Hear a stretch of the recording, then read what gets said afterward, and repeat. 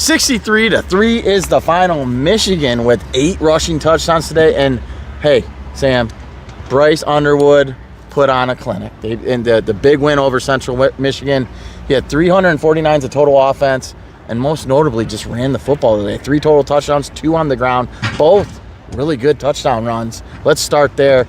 We talked about this in the pregame. You wanted to see Michigan. You said they were going to air it out, but they also let Bryce Underwood air it out with his feet. He was electric today, and this is just a little sample of what we came to expect when Michigan signed Bryce Underwood. We wanted to see it last week, but they clearly are showing, hey, they got to do this moving forward to win some football games. Yeah, so we said last week, coming out of the game, that they had a decision to make, that they were going to have to be more aggressive with Bryce Underwood, that it was clear coming out of that game that there was bubble wrap around him. Mm-hmm. I like that. I mean, they didn't want to run him. That they didn't run him at all, and I disagree with the game plan as far as that was concerned. I didn't quibble about that. Mm-hmm. I just, in order to run the football effectively against a defensive line like that I feel like you have to include him in the run game. Mm-hmm. Not necessarily to the extent that they were including John Mateer, but that in order to balance the equation with Michigan's offensive line, that you were going to have to change the dynamic, make them respect your quarterback in the way that Michigan made Penn State respect them with JJ. And so the mistake that I made in offering commentary to the masses was that I did not check. So a lot of times that when I'm talking to the people, I check the inside sources. I'll say, I'll check with coaches and players, and I'll say, hey, information about this, information about that. I didn't check with anyone about, hey, what's going to be the attack plan for Oklahoma week of. I had certainly talked to people in the summer about, I knew they were going to try to run the ball, but I didn't talk to them about exactly how they were going to try to run the ball. Now, I had certainly prior experience looking back at Penn State and knew how Penn State attacked them and knew what that response was, right? So it just stood to reason that they would look to try to use JJ. Look to try to use Bryce. Yeah. But remember what happened in that game? JJ got hurt. Right, and they ran the ball the rest of the game. Yeah. But JJ got hurt in that game, and it almost cost him a national championship. So now I'm speculating a little bit that maybe that was why when they tried to run the football in this game, they had bubble wrap around Bryce. But I said to you coming out of that game, I said, Josh, if you don't run him, or if you aren't more aggressive with him, you're gonna lose. So whether they run him or throw more with him, you're going to have to be more aggressive with him in this offense, period, or it is a losing proposition. That doesn't mean that they don't have other talent. That doesn't mean that the offensive line can't get better. They have some other talent, and the offensive line will get better, but this offense is about Bryce Underwood. Because when I ask, I'm going to ask you a question. Josh, what's Michigan's identity on offense? What's their identity? What would you say? Bryce Underwood. Exactly. Without he's the straw that stirs the drink, right? I like to use that expression a lot. Obviously, this offensive line isn't from the years past, but for them to be able to move the football, and you saw that with last week with Oklahoma, Mateer, right? They couldn't run the ball what Mateer could. So how are you going to open up running lanes? Rush with Bryce Underwood. You got to hold him accountable, right? And that puts eyes somewhere else, and that's going to open up run lanes. So that's football 101. That's not. I didn't make that up. We know that. Yeah. So you just said something that's different from Michigan. Michigan, normally you would say, okay, a power running attack, or they're a play action passing team. There's a dynamic. Normally they would point to a dynamic or a smash, right? There's a thing that they would point to, but never a player, right? But now, that's just the brass tacks of it. Michigan's identity this year is Bryce Underwood. And I think maybe it just took what happened to them at Oklahoma for it to just, the realization is, okay, freshman he may be, yes, he does have some limitations that are born not of talent, but experience. Yeah, he missed some things in that Oklahoma game. He did. Clearly. Yeah. But, hey, you got to coach him through the things that he missed. The ceiling for them offensively is Bryce Underwood, period. So you rise and you fall with Bryce Underwood. I think everyone watching that game today, I think I know it was Central Michigan, but they saw his dynamic playmaking ability. I think everyone in the stands, press box, coaching staff, I think you can live with them. If they go out and they lose and he tries to do what he did today, you can live with it. Right. Because last week, it just reminded us of a Davis Warren offense, not a Bryce Underwood offense. And if they do what they did today and they go out and they lose a close game at Nebraska or whatever, but he's able to do some dynamic things with his feet and his arm, you can live with that. Right. You can live with it. Right. Everyone's like, at least you tried. You pushed your chips in the middle of the table and went all in. Last week they didn't. They were trying. They were waiting for that perfect hand, and it didn't work. Right. And so you go into practice coming off of that game, and you establish Bryce as the identity. And so now how do you lean into that once you take the bubble wrap off? You got to inject him into the run game. Mm-hmm. And so all the things that we talked about last week, now you apply them. You inject him into the run game. So we talked about putting him on the perimeter. Quarterback counter. What do we see them do? The quarterback counter gets him into the end zone for a touchdown, right? What did they do against Penn State? Quarterback counter. Got him on the edge. Got him outside of that rush. The same things that we saw them do a couple of years ago against Penn State, we saw them inject into the equation. You heard Biff Poggi talk about it in the postgame. He said there were some quarterback runs that Coach Moore really felt strongly about. He was adamant that they inject into the equation in this game. He says there were some quarterback runs that really got Bryce started in this game. I mean, the quarterback counter was the last run, but he said there were some that were really instrumental in getting Bryce going. Point being, there's a realization that we got to incorporate his legs in this equation. Once you get to the point where you say, hey, listen, we got to be more quarterback dependent. That is the basis of this offense. Move away from how we run the football is, we get to duos and we get to counters with the running backs and we get to, split zone. If it's about Bryce, how do we feature Bryce? Different ways that we feature Bryce, whether it's with the run or getting him on the edge with the pass, moving pocket, all the different ways we feature Bryce, that's the basis for the offense. And then we work off of that. We put different things off of that. That is what I think that they came to. And maybe it takes you having the experience like they had last week to get to that point. And I mean, look, it's funny to see some of the commentary that we see from people. By the time we get to, Tuesday or Wednesday of a week, by that time I've talked to people, so I'm not guessing anymore. So when I say, hey man, they gotta get him more, they gotta be more aggressive with him. They gotta get him involved in the run game. Now, am I sure how much they're gonna run him? Am I sure how the aggression is gonna manifest? I'm not sure if they're gonna go out and go full spread versus run them 2 or 3 times. I'm not sure exactly what the split is gonna be, but I'm sure they're gonna be more aggressive. Yeah. Like, I've talked to people at that point. So you see a bunch of guessing from people in the comments. I'm not guessing anymore. Like, I knew that they were gonna come out here and try to be more aggressive, and I knew it was a mandate from the head coach. Now, again, they're gonna have to go out and execute it against a better team. Right. Like, this was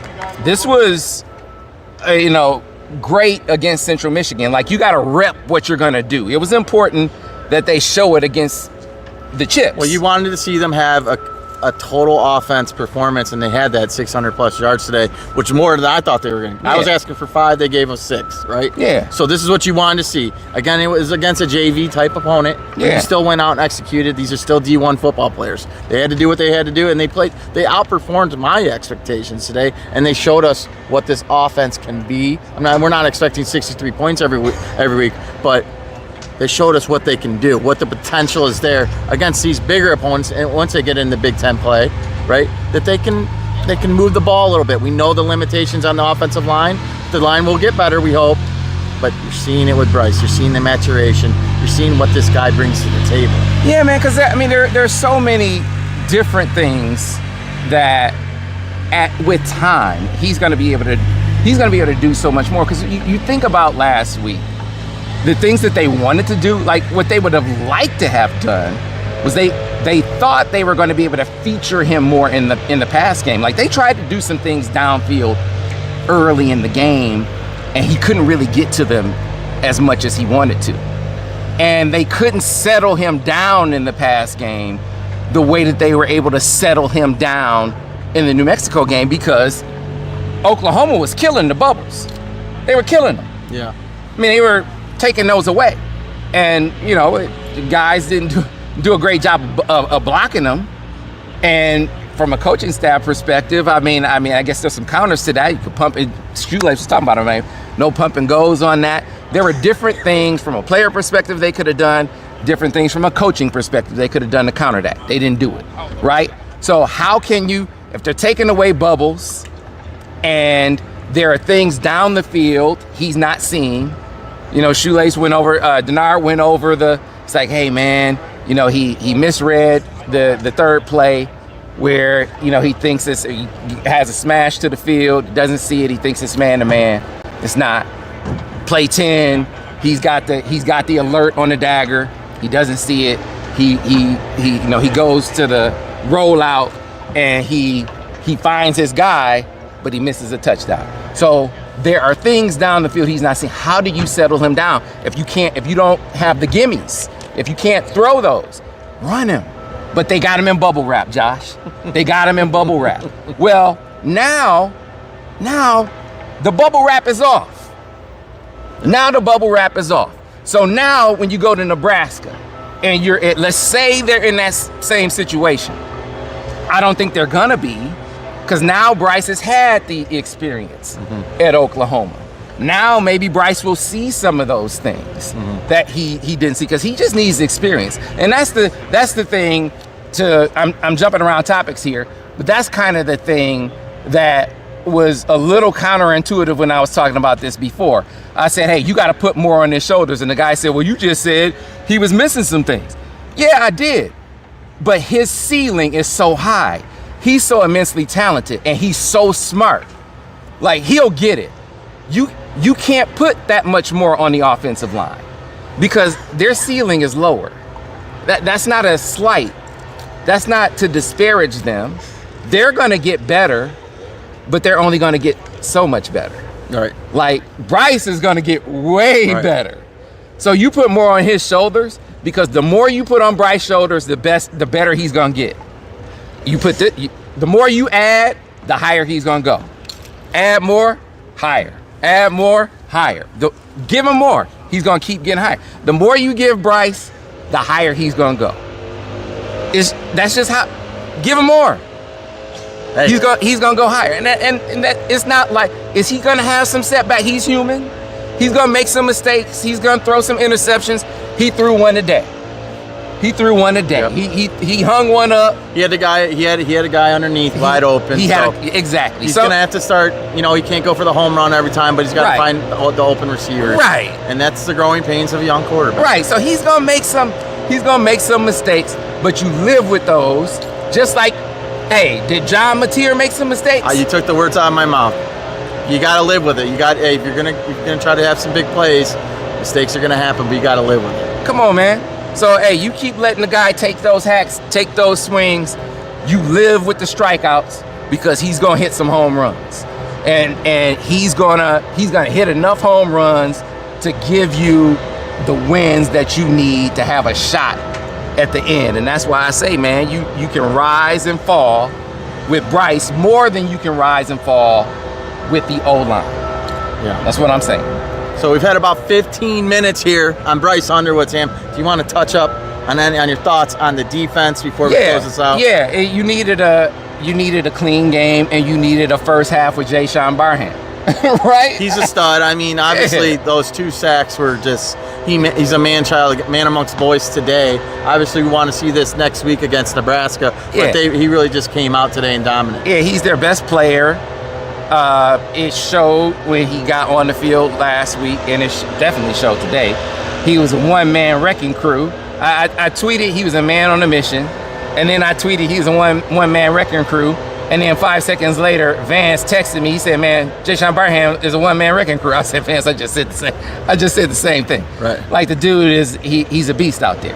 And so I think the difference maker that he is against Nebraska is going to show. It was important that those guys went out there and executed better, because last week against Oklahoma wasn't about the game plan. As much as people talked about, it was too aggressive. And listen, I'm not afraid to say when I disagree with the game plan. I just said last week, I didn't think they ran Bryce enough. I said that. I disagreed with the unwillingness to run Bryce Underwood. I will tell you when I disagree with the game plan. So last week, Wink Martindale, his game plan was fine. His game plan was good. His game plan put them in position to make the plays they needed to make to win the game. They did not execute when they were in position to make those plays. Right. If they squeeze on it, you think about it, they close within 14-7. They are in position on 3 different occasions to make plays to get them off the field. Whether it's the interception they did not catch, the sack they did not get, the very next play, the sack they did not get. And even if you whiff on the sack, if the DB is not looking in the backfield and just stays with the wheel, he's in position to maybe knock down that pass, right? But none of those things happen, and Mateer completes a pass that puts him in position to score a touchdown. Or a pivotal play, 3rd down play in the 4th quarter, where it's 21-13 and you got to keep them from kicking a field goal, right? And Wink calls a zero blitz. And it's like, hey, we got to just get off the field. Keep them from getting in field goal range. And you just, on that particular play, it's like someone, whoever it is, wherever the back is coming, whoever he comes toward, that is your man. Understand, whoever the back comes towards, that is your man. Right. So just hit him. Right. And there was a bust on that play. And he drifts off in the flat. So my point is... Yeah, you went back to last week's game, Sam. I'm trying to reel you back in. So this is my point. My point is, it was execution. So the pivotal thing today was they needed to execute. It had to be a cleanly executed game. And they executed today. Okay. I mean, I thought across the board, from TJ Metcalf, because Jayshon Barham was a man-child today. He was terrific. We could offer superlatives up and down. He was unbelievable. But TJ Metcalf, I thought, was strong today. Called his name. I thought there were a number of guys. If there's one sore spot about today that I think is problematic, they need to clean up, and that was worrisome, the quarterback runs, Josh. Yeah.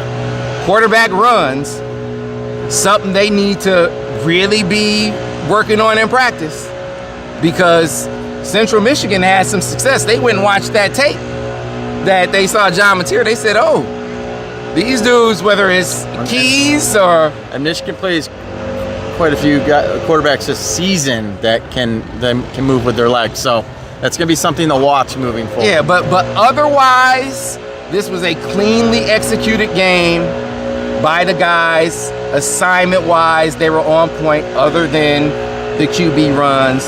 You can't complain about too much. I know it was just Central Michigan, but still, the assignment that was here, as far as this team was concerned, they went out and did what they needed to do. Only 3 points were put on the board. Yeah, and I just want to add, just got to love it when you can see Michigan with a big score like this. That means guys' backups are getting playing time. You're getting key in-game experience. So Michigan got that today in the 63-3 win against Central Michigan. Big week coming up. If OG's still the interim or the replacement coach for one more week, one more game as we head into Nebraska next week. So it's going to be fun. What do you think about Nebraska? What do you think about Nebraska? Well, I think they're beatable. I think today I wanted to see Michigan show something that we didn't see last week.